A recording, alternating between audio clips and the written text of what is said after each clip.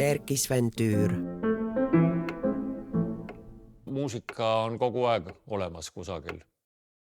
Ta ei alga ja ta ei lõpe. Täiusliku ideena ta on. Kuidas me ta kuuldavale toome ja kuidas keegi teda kuuldavale toob. Et see on nüüd küsimus. Kes pole noorena revolutsionäär, sel pole südant. Erkki Sven Tüür tegi 70-ndatel progerokki ja need lood põues läks ta konservatooriumisse Jaan Räätsa juurde kompositsiooni õppima.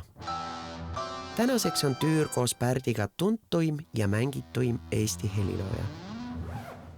Keskkond, kus Tüür loob, on talle ülioluline. Ühel pool peab olema paks mets, teisel pool avameri. Tüür on näidanud, et saab vabalt olla Hiiumaal, justkui maailma lõpus ja kirjutada muusikat tervele maailmale. Miks mitte ka kosmosele? See kooslus on ääretult inspireeriv. Siin on seda siukest saladuslikku vertikaalset mõõdet metsatukkades ja kui jõuad mere äärde, siis saab valdavaks see horisontaal, avarus ja just see hetk, kus need kohtuvad, need kaks, on võib-olla see, mis mind siin selles paigas kõige rohkem võlub. Teemad, millega Tüür tegeleb, on eksistentsiaalsed. Mis saab inimesest? Mis saab meie planeedist?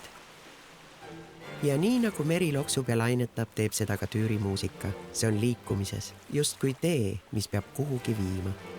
Mind tõesti huvitab aktiveerida kõige alumist kuni kõige ülemiseni. Mind huvitab just nimelt see, et see energia käiks läbi, puudutaks seda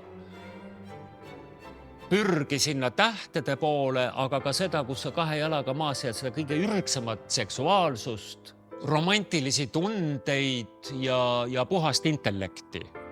Et need kõik peaksid olema nagu haaratud. Keegi iial algusest ei alga, ikka käib ta mööda käidud teid.